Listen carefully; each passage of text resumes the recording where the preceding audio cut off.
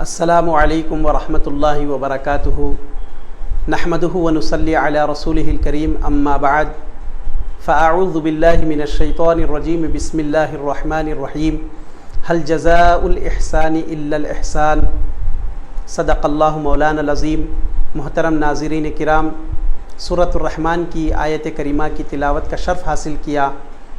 اللہ تعالیٰ کا ارشاد گرامی ہے، کیا احسان کا بدلہ احسان کے سوا بھی کچھ ہو سکتا ہے؟ احسان کا بدلہ احسان ہی ہے۔ محترم سامعین کرام،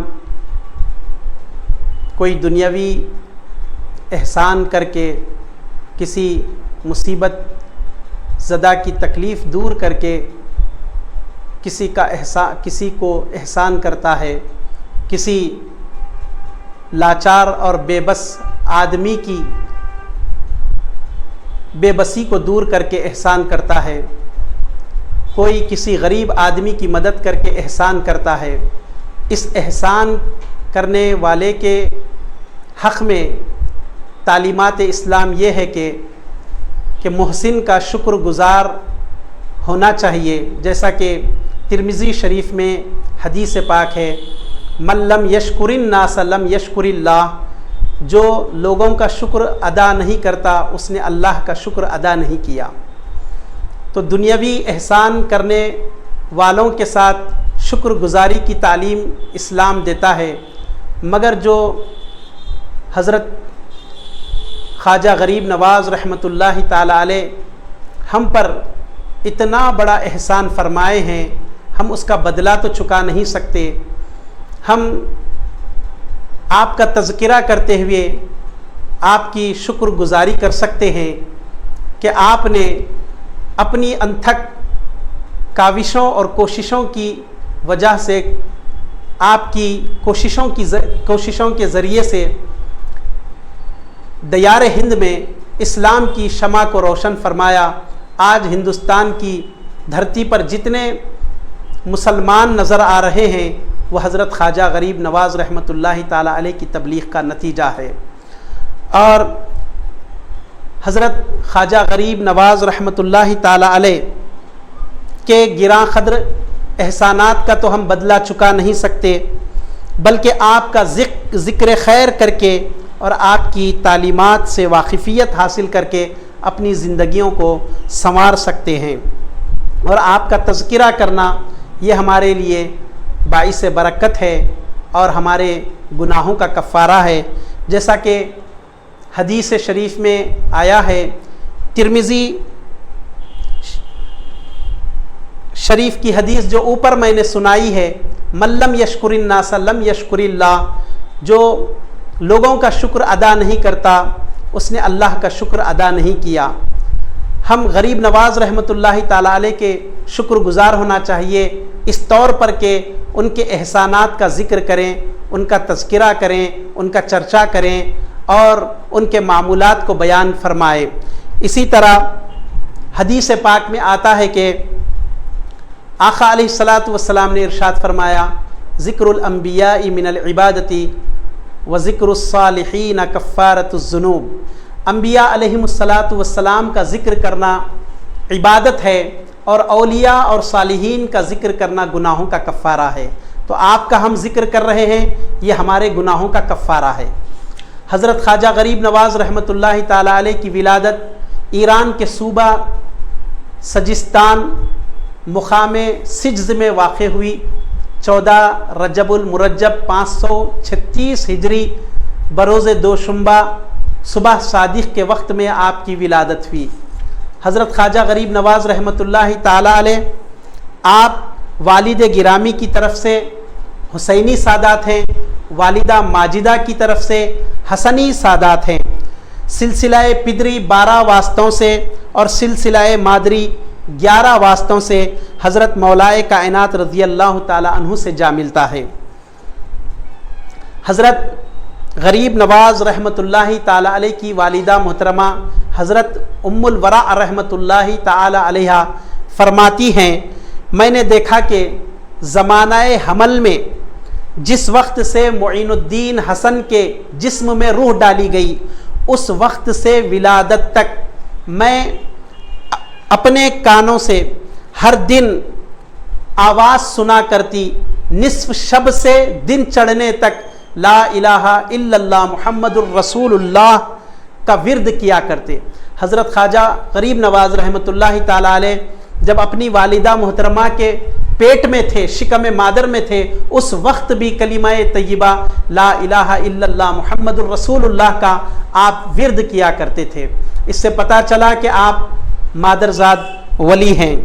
حضرت غریب نواز رحمۃ اللہ تعالیٰ علیہ کی عمر شریف 15 سال یا اس سے بھی کم تھی، آپ کے والد گرامی کا وصال ہوا۔ پھر اس کے بعد 2 سال کے بعد آپ کے والدہ ماجدہ کا بھی وصال ہو گیا۔ ترکے میں ایک باغ تھا جس کی خود آپ نگرانی کرتے، جھاڑوں کو پانی ڈالتے اور ذکر و اذکار میں مشغول و مصروف رہتے۔ پھر جب حضرت ابراہیم خندوزی رحمۃ اللہ تعالیٰ علیہ کی نعمت ملی تو آپ کو طلب علم و کمال کا اشتیاق پیدا ہوا اور آپ علوم ظاہری میں کمال حاصل کرنے کے لیے نیشا پور تشریف لے گئے اور اعلیٰ علوم حاصل کر کے ایسے باکمال ہو گئے کہ وقت کے بڑے بڑے مشہور علماء اپنے سوالات کو لے کر آپ کے پاس آتے اور حضرت غریب نواز رحمۃ اللہ تعالیٰ علیہ آسانی سے ان کا جواب عطا فرماتے، اور اتنا علم حاصل کیے کہ خود آپ کے پیر و مرشد کو آپ پر ناز تھا۔ علوم ظاہری کی تکمیل کے بعد حضرت خواجہ عثمان ہارونی رحمۃ اللہ تعالیٰ علیہ کی خدمت میں حاضر ہو کر ارادت مند ہوئے، بیعت کیے۔ پھر 20 سال تک آپ کے پیر و مرشد کی صحبت میں رہے، سنگت میں رہے، معیت میں، رفاقت میں رہے، سفر میں، حضر میں، خلوت میں، جلوت میں، 8 پہر شیخ کی صحبت میں رہے۔ حضرت خواجہ غریب نواز رحمۃ اللہ تعالیٰ علیہ، یہ مریدین کے لیے بھی درس ہے۔ حضرت غریب نواز رحمۃ اللہ تعالیٰ علیہ 20 سال تک رات و دن سفر میں، حضر میں، خلوت میں، جلوت میں اپنے پیر و مرشد کی سنگت میں، صحبت میں رہے، رفاقت میں، معیت میں رہے۔ یہ مریدین کے لیے بھی درس ہے کہ اپنے پیر و مرشد سے ملاقات کرتے رہیں، جب وقت ملا پیر و مرشد کی خدمت میں رہیں، ان کے تعلیمات کو حاصل کریں، ان سے مستفیض ہوتے رہیں۔ یہ ہمارے لیے باعث برکت ہے، اور زندگی کے جو لمحات ہمارے ہیں زیادہ سے زیادہ کوشش کریں کہ کاروبار کے بعد، نوکری کے بعد، جاب کے بعد کہ ہم اپنا وقت پیر و مرشد کی صحبت میں رہ کر ذکر و اذکار میں مشغول رہیں، مصروف رہیں اور پیر و مرشد کی خدمت میں رہیں۔ حضرت خواجہ معین الدین چشتی اجمیری رحمۃ اللہ تعالیٰ علیہ کے جو معمولات ہیں، آپ کے سامنے چند معمولات رکھوں اور آپ کی تعلیمات کو رکھ کر اپنی گفتگو کو سمیٹنا چاہتا ہوں۔ حضرت غریب نواز رحمۃ اللہ تعالیٰ علیہ کا رمضان المبارک کے علاوہ عام دنوں میں یہ معمول تھا کہ ہر روز دن و رات میں 2 مرتبہ قرآن مجید کو ختم کیا کرتے، اور ہر مرتبہ آواز آتی، ہم نے تمہارے ختم کو قبول کیا ہے۔ آپ نے حدیث شریف کی روشنی میں فرمایا کہ جو شخص کلام اللہ شریف کی طرف دیکھتا ہے اور تلاوت کرتا ہے، اللہ تعالیٰ اسے 2 ثواب عطا فرماتے ہیں، ایک قرآن کریم کے پڑھنے کا ثواب اور دوسرا قرآن کریم کو دیکھنے کا ثواب، اور ہر حرف کے بدلے 10 نیکیاں عطا ہوتی ہے اور 10 برائیاں مٹائی جاتی ہے۔ محترم ناظرین کرام، حضرت غریب نواز رحمۃ اللہ تعالیٰ علیہ بچپن سے ہی بڑے رحم دل اور سخی تھے۔ ایک مرتبہ آپ عیدگاہ تشریف لے جا رہے تھے، آپ نے دیکھا کہ راستے میں ایک نابینا لڑکا بیٹھا ہوا ہے جو غریب ہے، مفلس ہے، لاچار ہے اور بے بس ہے۔ تو حضرت غریب نواز رحمۃ اللہ تعالیٰ علیہ اس لڑکے کو پکڑ کر اپنے گھر ساتھ لے جاتے ہیں اور اپنا نیا اور قیمتی لباس اسے پہناتے ہیں اور خود سادہ لباس پہن کر عیدگاہ جاتے ہیں اور نماز عید ادا کرتے ہیں۔ حضرت غریب نواز رحمۃ اللہ تعالیٰ علیہ کے معمولات میں یہ بھی ہے کہ آپ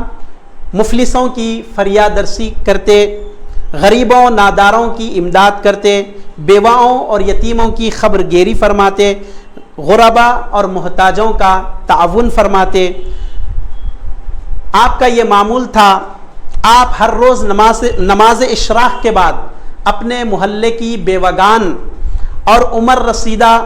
خواتین کی خبر گیری فرماتے اور ان کی امداد فرماتے۔ ہمیں چاہیے کہ ہم اپنے پڑوسیوں کا خیال رکھیں، اپنے محلے والوں کو دیکھیں، اگر کوئی پریشان حال ہے اس کی پریشانی کو دور کرنے کی کوشش کریں، اگر کوئی مفلس اور نادار ہے تو اس کی امداد کریں۔ یہ تعلیمات حضرت خواجہ غریب نواز رحمۃ اللہ تعالی علیہ ہے۔ پھر آپ کے ملفوظات میں ہے، آپ نے فرمایا جو شخص بھوکوں کو کھانا کھلاتا ہے تو اس کے اور دوزخ کے درمیان 7 حجابات حائل ہو جاتے ہیں، اور آپ نے ارشاد فرمایا جو بھوکوں کو کھانا کھلاتا ہے اللہ تعالیٰ اس کی 1000 حاجتیں پوری فرماتا ہے، اسے دوزخ سے چھٹکارا ملتا ہے اور جنت میں اللہ تعالیٰ اس کے لیے ایک محل تیار فرماتا ہے۔ پھر آپ نے فرمایا کہ اللہ تعالیٰ کے پاس عاجزوں کی فریاد رسی، حاجت مندوں کی حاجت برآری اور بھوکوں کو کھانا کھلانے سے بڑھ کر کوئی اطاعت نہیں ہے۔ اسی لیے آپ کے مطبخ میں روزانہ اس قدر کھانا پکایا جاتا، شہر کے تمام غربا، فقراء، مساکین آپ کے لنگر میں حاضر ہوتے اور آپ کے لنگر سے کھانا کھاتے، آپ کے خانقاہ میں، آپ کے مطبخ میں کام کرنے کے لیے خدام ہوتے اور خدام حاضر ہوتے، اپنا مصلی حضرت غریب نواز رحمۃ اللہ تعالیٰ علیہ اٹھاتے اور فرماتے خدام کے لیے مطبخ کے لیے